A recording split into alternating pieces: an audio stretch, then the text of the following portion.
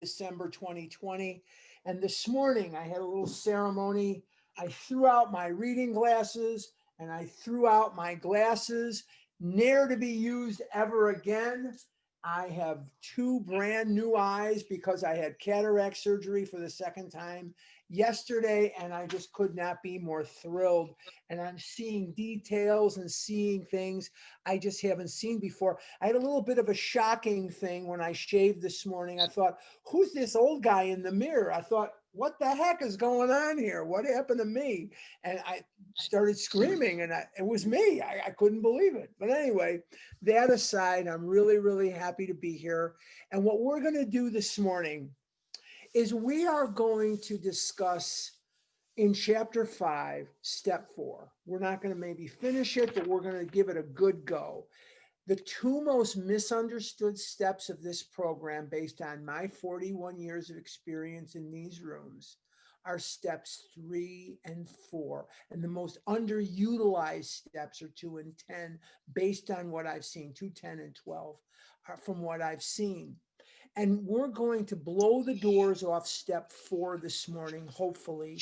And what we're going to do, to the very best of our ability, is to simplify it so that it is no longer intimidating and no longer anything to be avoided or to be protracted out. And that's one of the biggest mistakes I see in step 4 is people just take it and they make it into something it was never meant to be, and they just elongate it, they protract it out, and really there's no reason to. It's simple, it's quick, and there's not one question or one concept there that you are not the world-renowned authority on, because we're talking about popping open the hood on your life.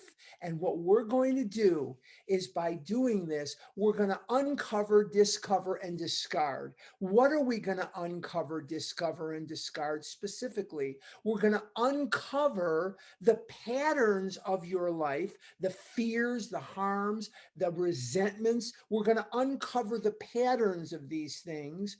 And what we're going to see is what kind of makes you tick, what kind of makes us tick. And we're going to discover, what are we going to discover specifically? We're going to discover the way that the excuse me, the defects of character have affected our lives, and they have driven us to the insanity of resentment and fear and sexual harms done other people. So we're going to look at these things, and then what are we going to do? We're going to discard them. And how we're going to discard them is in steps 5, 6, 7, 8, 9. We're going to take the process of uncover, discover, and discard. Uncover, discover, and discard. So we're going to look at page 64, but before we do, as is my want, we're going to take a little bit of a review. And what are we going to look at today? We're going to look at chapter 5, and we're going to take a look at some things that we want to keep in mind as we go into step 4, 5. The inventory process is not just step 4 and 5. It really begins at 3 and catapults us to 4, but the inventory process is 4 to 9. 4 to 9. We're going to look at these steps, and we're going to see that this inventory in step 4 is going to be acted upon in the following steps. So it's not just a simple look at step 4. It's going to be a process of getting rid of these things. Hold on one second. Okay. We looked at chapter 5, and when we looked at chapter 5, we had to honestly assess to ourselves that we were indeed compulsive overeaters. And by assessing that we are compulsive overeaters, not were, but are compulsive overeaters, what are we going to do about that? We're going to need to have a spiritual awakening as the result of the steps. And in having a spiritual awakening as the result of these steps, we are going to have to embark on some action. And the action begins with step 4. And we're going to use our paragraph here, the very first paragraph on page 58, to assess that the compulsive overeating behaviors have to be looked at honestly. And that word honestly, honesty, is 3 times in the first paragraph. And what are we honest about? We're honest about the fact that we are compulsive overeaters. And we're going to look at these things as we move forward in our program of recovery. And on page 60, we have the ABCs. A, that we were alcoholics and could not manage our own lives, that we had to assess that this is who we really are. B, that probably no human power could have relieved our compulsion. And C, that God could and would if he were sought. So nothing that is of this earth. I didn't mean to say that the inventory process is 4 through 9. I'm sorry. The inventory process is 4 and 5, but 4 through 9 is really where you clean up the past. I'm sorry, I misspoke, and in my brain, I'm correcting myself. I didn't really mean to say it that way. You're really starting this amends process, but this process of 4 through 9 is what we're going to embark on. But the inventory is 4 and 5. Sorry about that. I misspoke. Okay, so let's go to page 64. And on page 64, we are going to start with, we did exactly the same thing with our lives. Okay, what are we going to do? What's the same thing? Therefore, I'm going to back up a paragraph here. I'm going to back up a paragraph. Therefore, we started upon a personal inventory. This was step 4. A business which takes no regular inventory usually goes broke. And what is an inventory? What does it mean to do an inventory? What it means is to take an honest assessment of what we have. What is the stock in trade? If we were selling umbrellas, just to take for example umbrellas, Joe and Charlie use this example of the umbrellas, so I tend to like it. I tend to stick with the things that work for Joe and Charlie. And we have red umbrellas, black umbrellas, green ones, and purple ones. And the purple umbrellas are just not selling very well. We cannot fool ourselves about the value of the purple umbrellas. So we're going to put them on sale, and we're going to try to clean them out because we want to rid ourselves of the purple umbrellas because they're really not selling. We could use the additional floor space for red and blue and green and yellow and brown that are selling quite well. But we want to maximize our profit by putting as many sellable umbrellas on the shelf as we possibly can. And we're going to do the same thing with our lives. Taking a commercial inventory is a fact-finding and a fact-facing process. That is exactly what we're going to be embarking upon when we do our inventory. It is an effort to discover the truth about the stock in trade. And this is going to be an effort to discover the truth about what has been driving us into the food. Remember that we didn't wake up in the morning saying, man, I want to destroy my life with Chips Ahoy cookies. Man, I want to kill myself with Oreo cookies. We didn't do that. We're not quite that crazy. But what we did was we woke up in the morning feeling very uncomfortable because the fear and the resentments and the guilt and the shame and the remorse that we have been feeling about different things that we're going to identify in this inventory are very uncomfortable for us. And that Dr. Silkworth says that when we're not eating, we're restless, irritable, and discontent. Throw in scared to death, angry as hell, jealous, guilt-ridden. We're feeling all these emotions. And as these emotions burst to the surface like Roman candles on the 4th of July, the brain knows how to put out the fire. And the way that the brain puts out the fire is to search for something which will give us that effect. And what is that effect? The effect is the sense of ease and comfort that comes instantly by eating certain foods. For some people, gambling will do it. For other people, alcohol will do it. For some people, drugs will do it. Or what love addiction, sex addiction, gambling, whatever that may be, that gives them that effect. But for us, for us, eating that food will give us that instant effect. And the steps will do for me slower, a little slowly, a little slower, sorry, a little slower than the food, but it gives me that same effect with none of the devastating side effects. So we're looking for a way of dealing with these emotions, and we have a lack of power. We cannot overpower the guilt, the shame, the remorse, the fear. We cannot overpower them on our own. And so food becomes our solution to the problem. It becomes the solution to the problem. One object is to disclose damaged or unsaleable goods, to get rid of them promptly and without regret. If the owner of the business is to be successful, he cannot fool himself about values. And that means that the jealousy and the fear and the guilt and the shame and the remorse, although I will never be rid of them completely, because no matter how evolved my recovery gets, I will never rise above the level of a human being.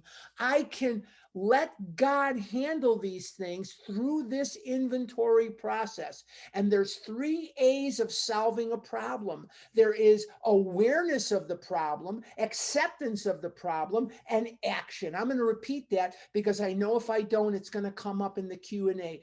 There's 3 A's to solving a problem. There's awareness of a problem, and then there's acceptance of the problem, and I must take action. I'm aware that I'm compulsively overeating. I'm aware that willpower and dieting are not working for me. I'm aware of the fact that unlike other people who get into some modicum of trouble with food and weight, I cannot just simply push myself away from the table. I cannot just simply eat half. I cannot just simply use other methods of trying to attain willpower so that I don't have to eat so much. I need a spiritual awakening as the result of the steps. And on the very last paragraph of chapter 3, more about alcoholism, there is a very, very important concept to that paragraph. And this is not the only paragraph where this theme is repeated, but let's take a look at what it says. I'm on page 43, and you can join me if you not, you can look at it if you want to. Once more, see, they've told us this a lot of times. The alcoholic at certain times has no effective mental defense against the first drink. So what that sentence is reminding me of is that I cannot muster a defense against the first compulsive mouthful. I'm not so much a fan of the word bite because I'm a glutton, so I use the word mouthful. And I have memories in my life, and I bet you do too, of shoving so much food in my mouth at one time that I could hardly breathe. I thought I was going to choke to death. So I use the word mouthful most of the time rather than the word bite.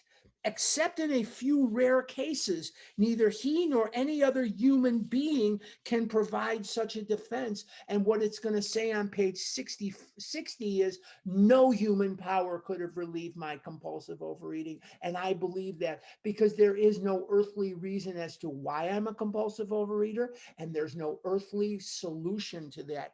Now, what is the next sentence here? His defense must come from a higher power. His defense must come from a higher power. Notice it doesn't say should come. Notice it doesn't say could come. Notice it doesn't say might come. It says his defense must come from a higher power. And in order for me to achieve a spiritual awakening as a result of the steps, or a spiritual experience, which I've never had, I don't know that too many people that have had. What is the difference between a spiritual awakening and a spiritual experience? A spiritual experience is what Bill Wilson had. Sudden, profound, right now, a conscious contact with God. And he always said throughout his life that while he lay in that hospital on the 15th of December, 1934, at the town's hospital, the white light came through the window. and he felt this presence of God as he had never felt it before.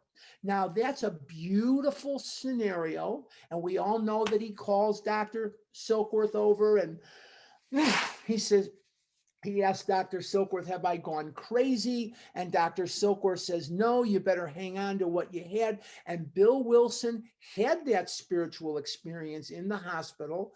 He never drank again as long as he lived.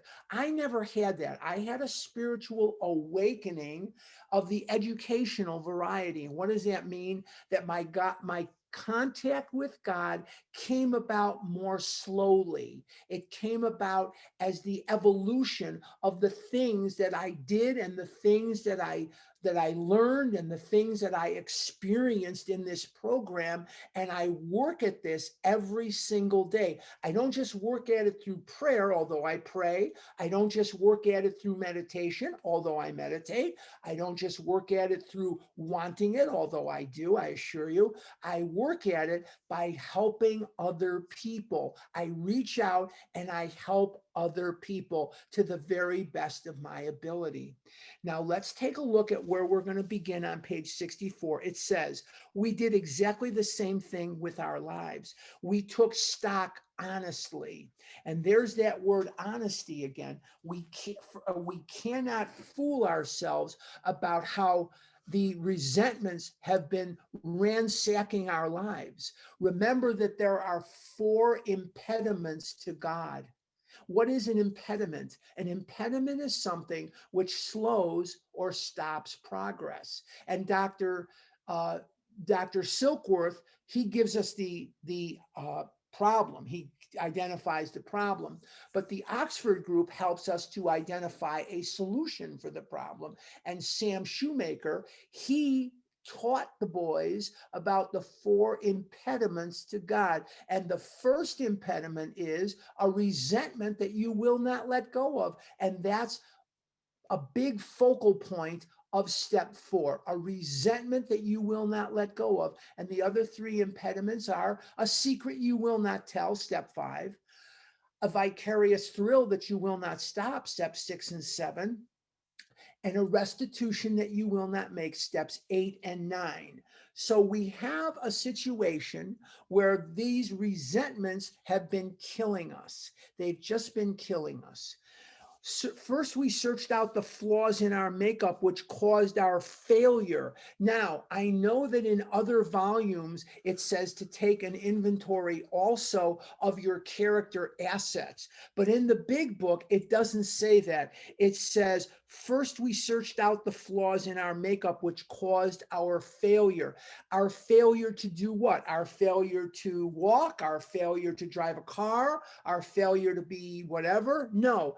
The failure that we've had to control our eating once we start, or to keep from eating or purging or bulimia or anorexia, now that we have the mental twist and we have the physical allergy. I'm not speaking clearly this morning. I don't know if it was just my eye that they zapped with that thing, but words are coming out of my mouth that I wish were better. Okay, so I'm going to correct it from here. Okay. Our failure to be able to control the amount we eat once we start, and our failure to keep from eating now that we want to. I used to have black hair. Now it's mostly gray. Is that causing me to eat? No. I have brown eyes. Is that causing me to eat? No. These are not character defects. These are not flaws. These are just characteristics. So just because you're a very good school teacher, or just because you're a very good publisher or a very good accountant, doesn't mean that you're going to be a compulsive overeater. But the failure that you have to control the allergy or control your mental twist, that is what we're going to get to. We're getting to causes and conditions. We've popped open the hood. We're looking in the car. We're looking at your life, and we're going to search out the flaws which have caused your failure. Being convinced And that is a key. You must be convinced that self, manifested in various ways, was what had defeated us. Now, do you remember when we said the third step prayer and we said to God, relieve me of the bondage of self? So when Bill is talking about being convinced that self, manifested in various ways, was what had defeated us, what is he talking about specifically? He is talking about the character defects of resentment, fear, dishonesty, selfishness, and self-seeking. I'm going to go through those again. He is not talking about your propensity to be late. He is not talking about your propensity to do other behaviors which stem from these defects. He is talking about the defects themselves that have been causing your failure. And when they say self, he is talking about the defects. We talked about that in step 3. I wish I could talk this morning. I don't know what's wrong with me. Self, resentment, fear, dishonesty, selfishness, self-seeking. Resentment, fear, dishonesty, selfishness, self-seeking. Those defects of character are the manifestations of self. And he says, manifested in various ways was what had defeated us. We considered its common manifestations. Now, when we look at the manifestations of our defects of character, it is vital to our understanding and vital to the third column of the fourth step that we have an understanding of the basic instincts of life. Now, these basic instincts are things that I've gone over before, but I'm going to go over them again. And the reason that I'm going to go over them again is they are vital to our understanding of where our fear comes from, where our resentments have been coming from, and where this idea is coming from that it is us against the world. Now, a lot of that is ego, but let's take a look again at the causes and conditions that have been driving us. And these instincts, these 3 basic instincts of life, are imbued into us by God. Cavemen had them, and we have them. And let's take a look at the basic instincts of life, because if every person in the world could satisfy these instincts to the 100% degree, there would never be a conflict on the face of the earth. Now, let's take a look at what they are. And these basic instincts are what are going to go into the third column of your inventory, but they must go in your brain first. So let's take a look. The first instinct that God imbues us with is a social instinct. We all have a desire to be accepted by and included by the society or the group of friends or the group of people that are close to us, that are around us. Now, let's just take a look. We have 146 people on the line this morning, and you flatter me, by the way. Thank you so much for zooming in with us today. It really is amazing to me. But there are 146 people on the line. And if I said to all of you as a group, let's just pretend that instead of on Zoom, we were all in the same room. And I said to you, hey, everybody, let's go get a cup of coffee, or let's take a walk, or let's go to a picnic, or notice I'm using food analogies. Let's go to an amusement park and go on the rides. Everybody's invited except for you, Maria. Maria of Dublin, Ireland, we are not inviting you. We want to exclude you. Maria's feelings would be very, very hurt. Maybe she had no intention of going to an amusement park anyway, but because everybody was going, she wanted to be invited too. And this comes from the social instinct. We have this desire that is God-given to be part of society, to be part of our group. Cavemen had this. If they go back, they can prove this. Archaeological diggings prove this, that Cro-Magnon man and Neanderthal man and Peking man, all these various cavemen groups, they learned that they could work better together in groups. Now, me and Mike, we're going to run that wildebeest through here, and Joe and Curly, you hit that thing over the head when it goes through here, and we'll all share the dinner. Joe and Charlie speak of this, and it's so true. If you ever want a beautiful manifestation of the social instinct, go to any middle school or any high school at lunchtime, and you'll see this group eats over here, and this group eats over there, and that group eats over there. And very seldom do kids change groups. It does happen because we also, not only do we have that social instinct, but we have a desire for an ambition for the future in this area.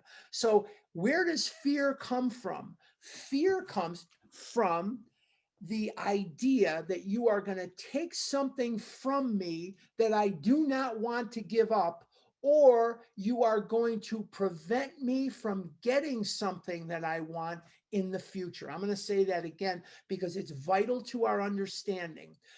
Fear comes directly from a threat to any of the or all of the basic instincts of life, that I have an ambition for the future to advance, or I want to hold on to what I have. Fear comes from a threat, whether it's real or perceived, that you are going to take what I want, what I have, or, excuse me, you're going to prevent me from getting what I want in the future in any or all of these basic instincts of life. Okay, so I have what I want. I have this, or I have an ambition for the future. I'm in with the group of guys that love baseball. Me and these guys, we love baseball, but I'm kind of thinking I'd like to hang around with those guys over there. They like boxing, and I want to hang out with those guys because I have an interest in boxing too, or I have an interest in football or basketball, whatever that may be. And I want to go over there and be friends with those too. But one of the guys over there, he's kind of against me. He's kind of turning them off to me. I'm going to resent him. I'm going to strike out at him. And in turn, he's going to retaliate, creating pain and suffering for me. And I don't know about you, but I'm going to develop a resentment. What is a resentment? A resentment is something that we feel again and again. Re means to do over again. Sentiment comes from an old word, sentiri, which means to feel. So resentment means to re-feel hurts and pains. So getting back to the basic instincts of life. The first instinct, I don't know what's wrong with me today. Excuse me. The first instinct of life is the social instinct. We all have a need to be accepted by our societal culture. We all have a need to have friends, or we have a need to be part of the group. You know, I want to be the leader, or I want to be a member, or I want to be the whatever, the secretary, I'm running for office. So that's something that we have. Now, underneath the social instinct, we've got a couple of categories. Self-esteem is a big category. Self-esteem is not just what I think of myself. Follow me here because it's kind of tricky. It's what I think you think of me. Let me say that again. Self-esteem is not usually just what I think of myself, but that comes from a reflective property of what I think you think of me. And if I think that you think I'm a pretty good guy, then I'm going to like myself. If I think that you think I'm a putz, I'm not going to like myself. So self-esteem, either what I have now or my ambition for the future, is going to loom large in this social instinct. And so that's very, very important.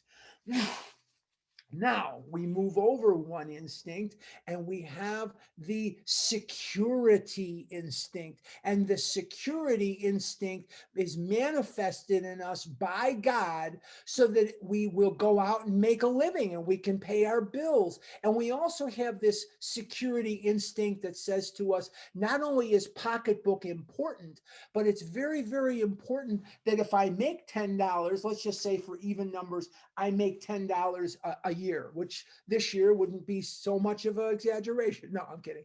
But we have an annual salary of $10 a year. We don't go out and spend $10 a year, do we? Hopefully not. We save a little bit for that proverbial rainy day. Thank God I live in the desert.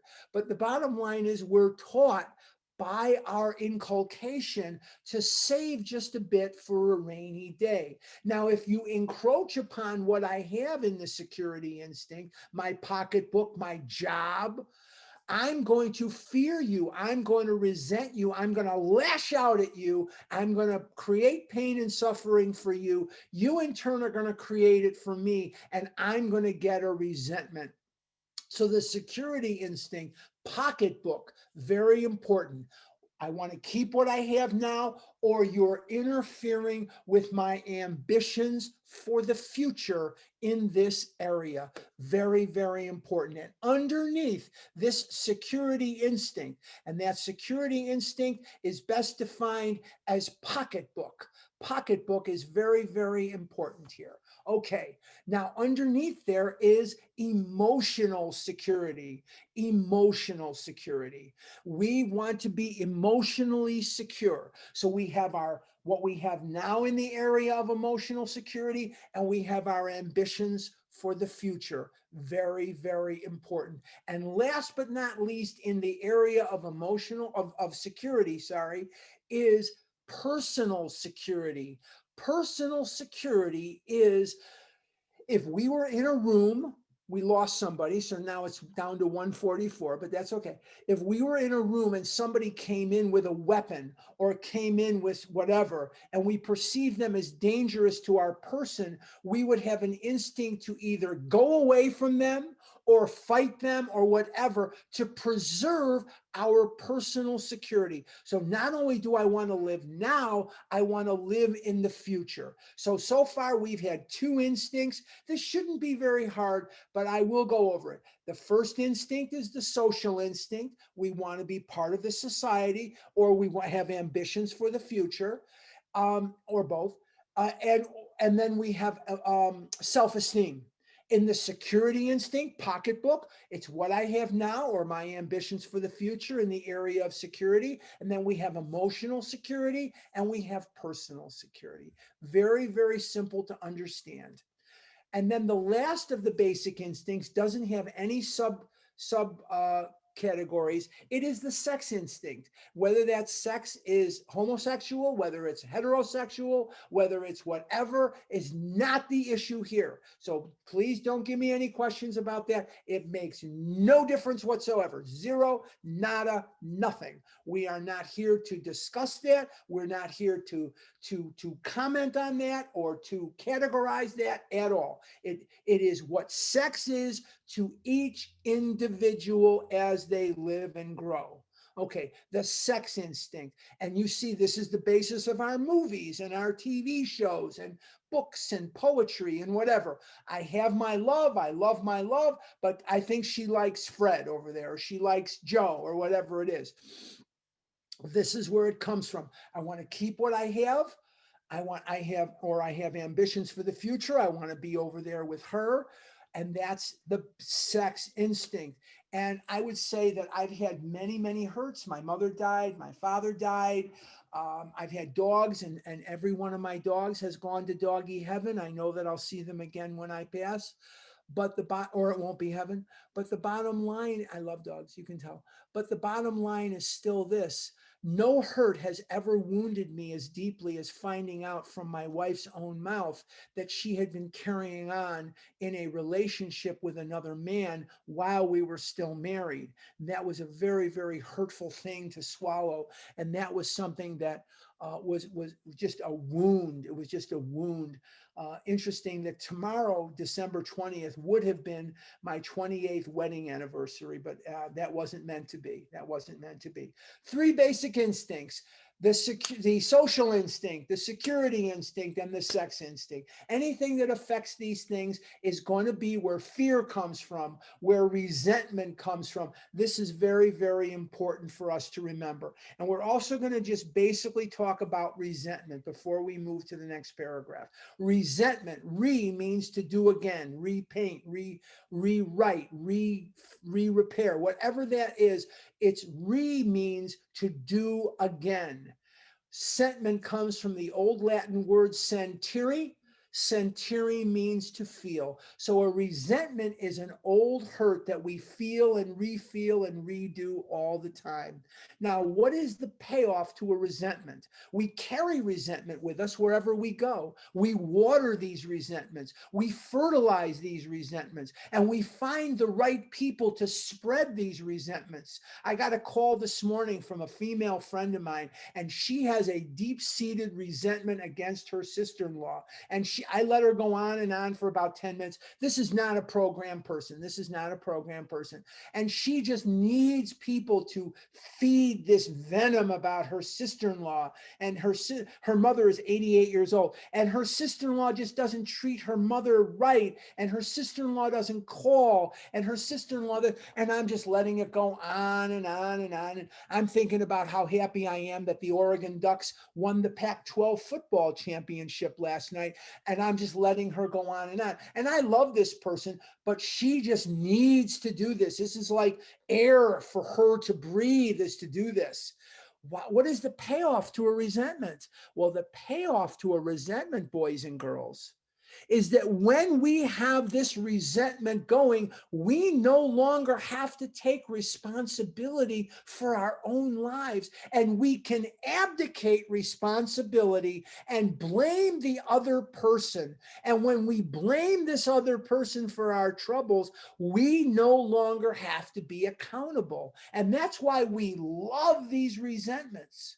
My mother and father would fight incessantly with one another. They would get up in the morning and it was like the Thriller in Manila. It was like Muhammad Ali against George Foreman. I mean, they never had too many moments of peace. But one of the things they could do was they could talk about who did something at a bar mitzvah that was 700 years ago, or who did something at a wedding that was 500 years ago. And they would still be talking about it, and they would go over it and over it and over it. And they were probably the only people in the entire world that remember this, because they just kept rehearsing it.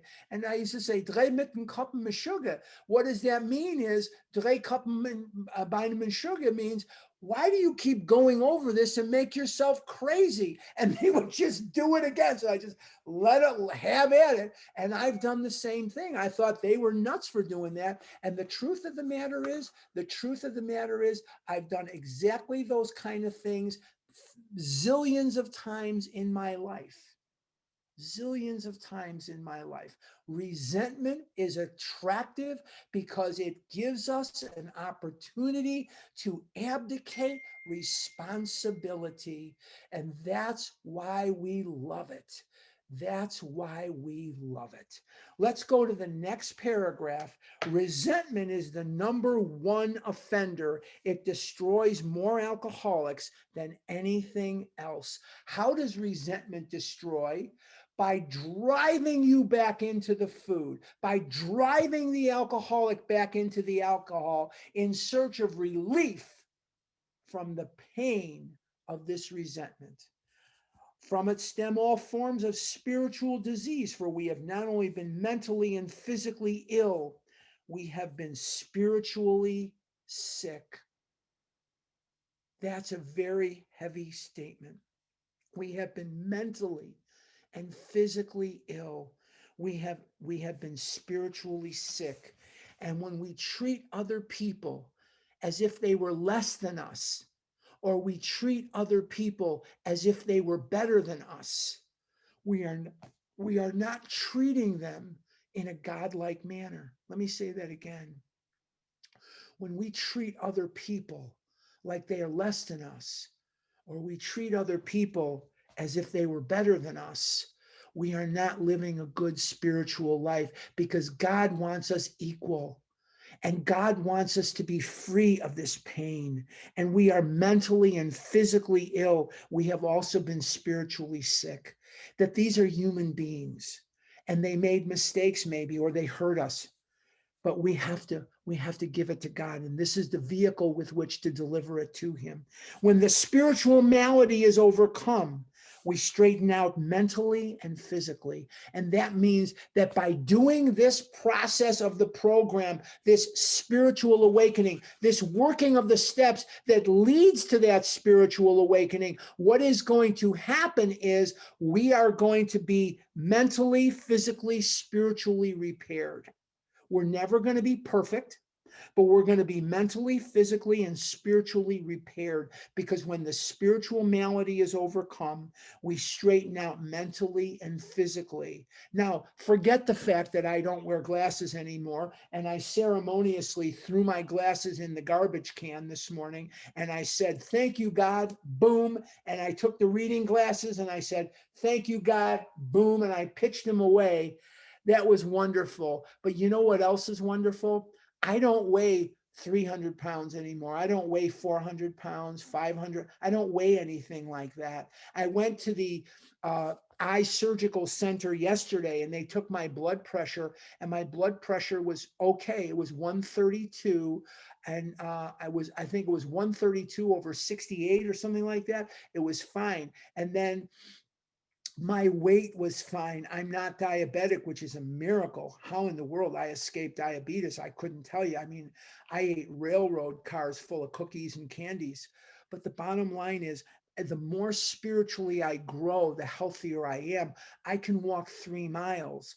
I can go to the pool and I can do a workout. I can get up out of a chair. There's other physical things I wish that I could do, trust me. But I'm 66 years old. And for a 66-year-old, I'm not as in good shape as some. I'm in better shape than others.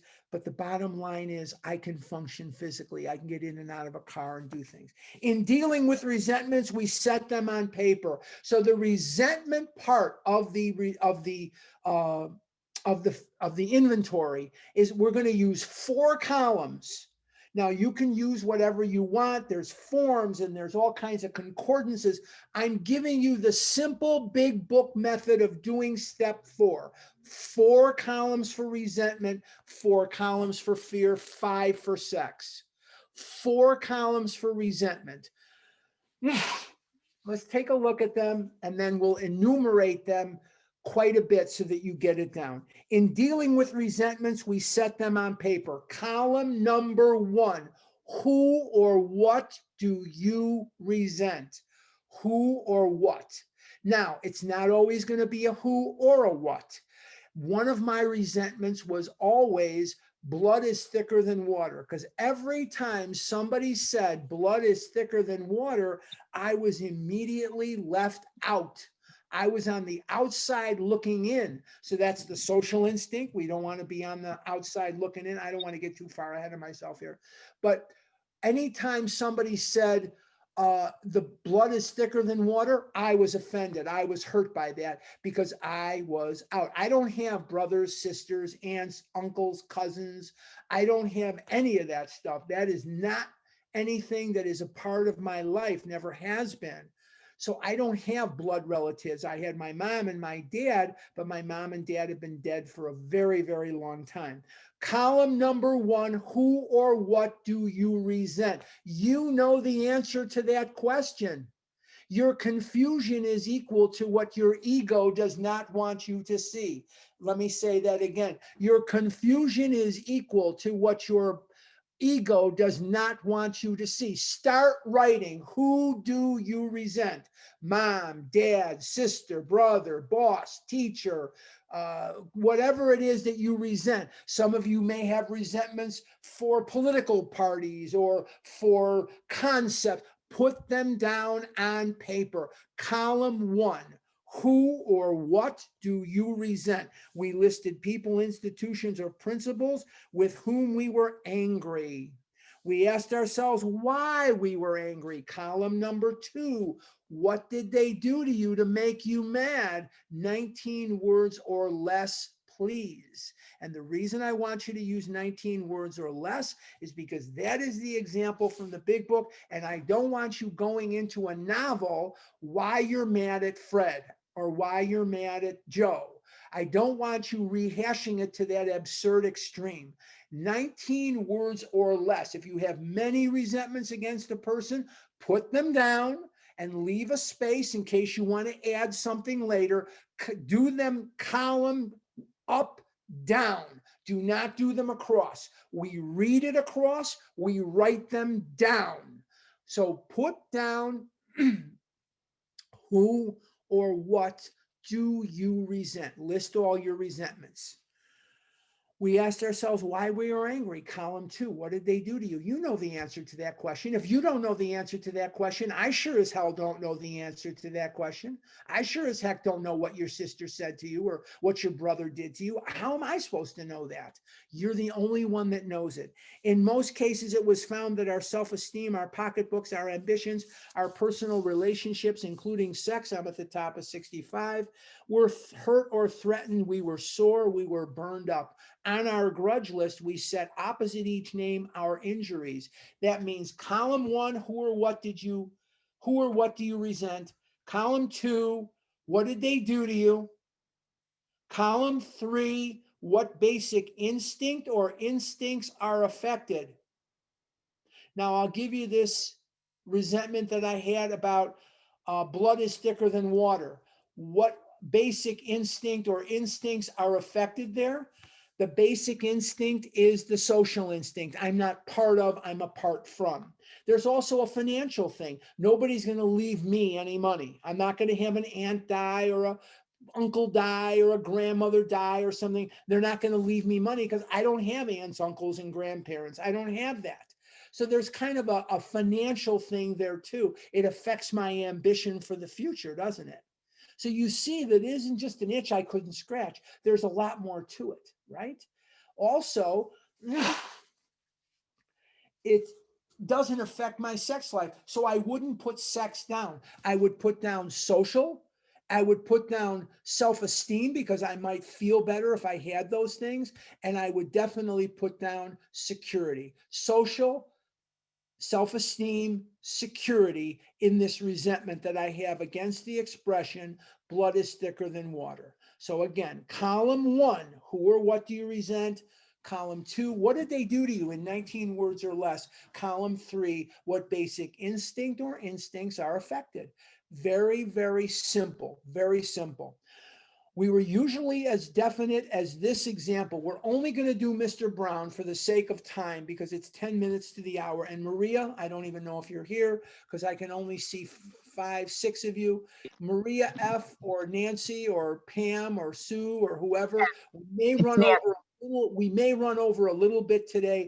I will get to the Q&A. You have my word on that. Okay, I'm resentful at Mr. Brown. Why am I resentful at Mr. Brown? His attention to my wife. That's resentment number 1. If you were paying attention to my wife in a sexual kind of flirtatious way, I might be a little upset with you too.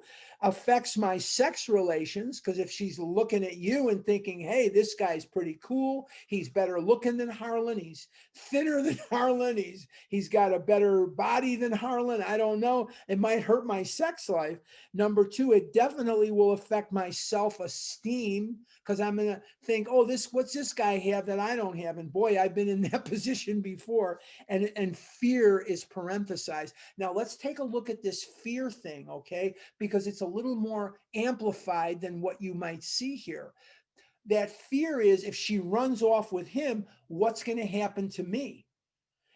Now fear is usually selfish, it's usually about me. If she runs off with him, what's my family going to think? If she runs off with him, she's going to probably take my money. She's going to take my boat, my cow, my chicken, my horse, my donkey, whatever it is. She's going to take half my stuff. What are we going to tell my kids? What's going to happen when I go down to the country club? What's going to happen when I see the neighbors? They're going to know my wife threw me over for this other guy. So there's a lot more going on, excuse me, than just losing my wife. It's the interactions that I can play out in my head with me and these other people once she leaves me. And that's evoking fear. Fear is always, I'm either going to lose something I have, or things are not going to go my way in the future. I'm not going to get my ambition, and I'm going to be embarrassed when I have to deal with my family, her family, the kids, the bank account, if she runs off with this other guy. So you can see that these resentments, these fears are a little more deep-seated and complicated than they may appear on the surface. Get them down on paper. I shouldn't have used the word complicated. More intertwined is what I meant to say, intertwined. I don't want to use the word complicated. Oy vey is mir. Sorry, strike that from the record.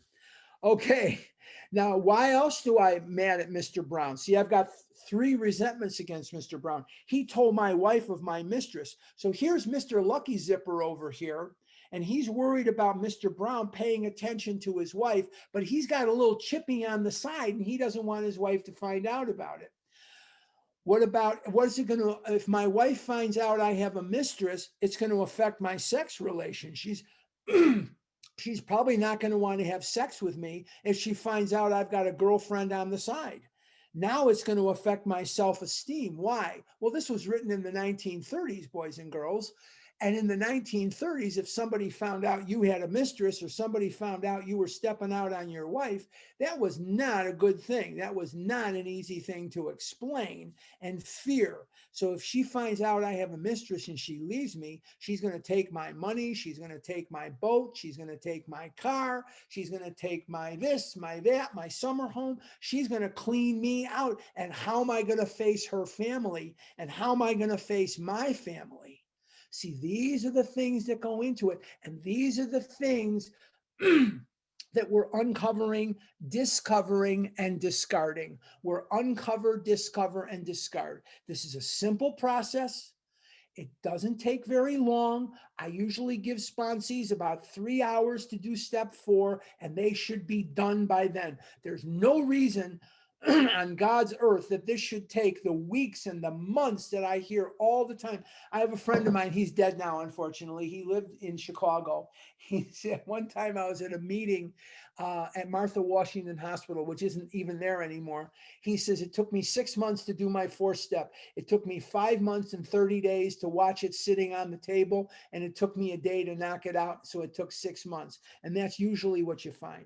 Okay, Brown. Brown may get my job at the office. Uh-oh. What's that going to affect? Well, I'd be a little mad at him too. That's going to affect my security, my income, my pocketbook, and my ambitions for the future. No, not my ambitions for the future. Sorry, what I currently have, because they're not saying he's going to get the promotion. He's going to get the job I currently have. So he's going to affect what I currently hold in that security instinct. And then it's going to create self-esteem problems. If he gets my job at the office, that's going to make me feel terrible about who I am. How am I going to justify in my own mind that the company chose Brown to have my job over me? I've been doing that job. Why can't I hold my job? Is he a better man than me? Is he better than me? How is that going to affect my self-esteem? Negatively.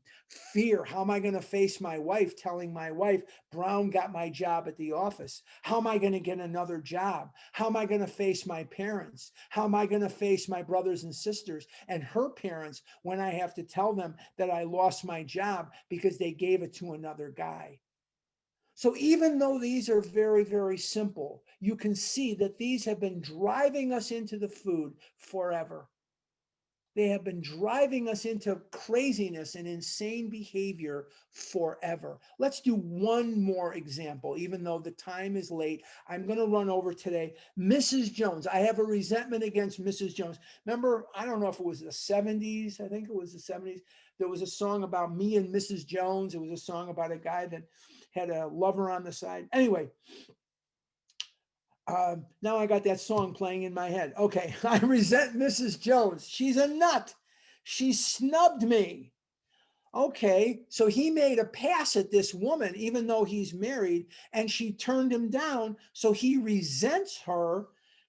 All right, so that's resentment number one, and that affects my personal relationship. I'm supposed to be the head shingle on the outhouse. You're not supposed to turn me down. Self-esteem, how am I going to think of myself when you turn me down? And fear, oh my God, if she turned me down, there might be other women out there that are going to turn me down as well, and that doesn't rest well for me. She committed her husband for drinking. He's my friend. She's a gossip. And it also goes to personal relationship. What if she tells my wife I'm a drinker, and then my wife does the same thing to me? Self-esteem, fear. So this is very, very important that we see these patterns. Column number one, who or what do you resent? Column number two, what did they do to you? Why do you resent them? And in keeping with why you resent, column number three, what basic instinct or instincts are involved? What is involved? So, I'm going to do one more. Just forgive me. I'll just do one more. My employer. So you know that the security instinct is going to be the number one thing here, because my employer affects directly my income. That's pocketbook, which is security. Or he may affect my ambitions for the future if I'm up for a promotion that I might not get. My employer, unreasonable, unjust, overbearing. It affects my self-esteem, fear, and security. Very straightforward. Threatens to fire me for drinking and padding my expense account. Self-esteem, fear, security. So you can see where these things come from. Let's skip down to the last paragraph on 65, which is where I want to make sure that we cover today. We went back through our lives. Nothing counted but thoroughness and honesty. What word is missing? Thoroughness and honesty. What word is missing there? The word that's missing is perfection. There's nothing in here that says perfection. Don't do this perfectly. Do it really well. Don't do it perfectly. Don't try to do it perfectly. God is not going to hang your fourth step on his refrigerator. Do it really well. You're trying to do it perfectly, and it could be killing you. And I see this again and again and again in OA. People trying to do the perfect fourth step, and that zeal for perfection is paralyzing them. And it paralyzes them to the point where they will catapult themselves back into the realm of dieting with group support. And when you're trying to do something perfectly, chances are you won't try at all, because you'll be paralyzed by the fear that what you're doing isn't perfect. You know the answer to every question here. You know who or what you resent. You know what they did to you. If you didn't know that, you wouldn't be putting them down as a resentment. You don't resent my little notebook here. My little notebook here never did anything to you. But you know who you're mad at. You've been rehearsing these resentments for a long time. When we were finished, we considered it carefully. The first thing apparent, top of 66, was that this world and its people were often quite wrong. To conclude that others were wrong was as far as most of us ever got. The usual outcome was that people continued to wrong us and we stayed sore. Sometimes it was remorse, and then we were sore at ourselves. So we get mad at ourselves, and most of this anger is to ourselves. I got scammed the other day. Somebody got into my account, one of my accounts where you order stuff, and I was ordering something, and I noticed that there was something weird going on with my account. And I inquired about it, and they scammed me. I thought I was calling the company. I wasn't calling the company. There was a number on the email, so I stupidly called it. And it's a good thing that my credit card company is backing me up, or I'd be out $4,000 or $5,000. But my credit card company is backing me up, and they're not going to make me responsible for any of these fraudulent charges. Well, I was mad for a while at these people. I did a step 10, and then I got up in the middle of the night the next night to go to the bathroom, and I found out I was seething mad at myself. Seething mad at myself, and I had to do a step 10 in the middle of the night. Thank God somebody in Italy answered the phone. Thank God, because I had to do step 10. I was seething mad at me because I'm supposed to be smart. I'm from Chicago. I'm supposed to be street smart. You're not supposed to be able to pull the wool over my eyes, but that's exactly what happened. I was stupid. No, I wasn't stupid. I was human. And these are professional crooks. These are professional scam artists, and they scammed me. But as God protected me, I'm not going to be responsible for any of the charges. So I was mad ultimately at myself. And thank God, as I say, thank God there was somebody that answered the phone. The next call would have been to Ireland, and I would have got her up too. But the more we fought and tried to have our own way, the worse matters got. As in war, the victor only seemed to win. Our moments of triumph were short-lived.